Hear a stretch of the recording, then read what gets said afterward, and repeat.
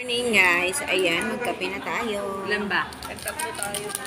Ulit apat di. Hindi ako nag-aasal. Lagyan tayo ng cream. Ko isa lang. Kape tayo dito sa McDo. Eh, yung mga ganito kayo doon. Ang linaw pala yung ano. Buti nga sila, madami sila magbigay. Ano? Kilala na yata tayo dito. Tatlo lang hinihingi. Dalawa lang magbigay. Yan naman ay tatlo binigay. Iba nga, isa lang. Kain tayo guys. Kain tayo.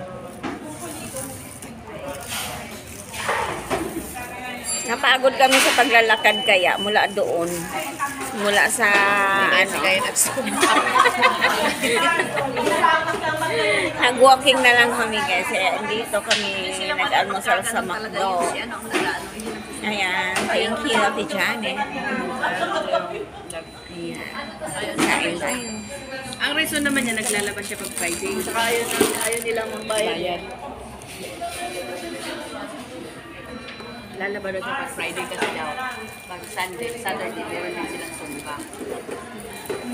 Saturday, nagsusumbayan sila doon sa amin.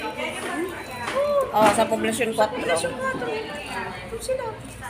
Tama si ano? Kasama niya si Ma'am Dave sa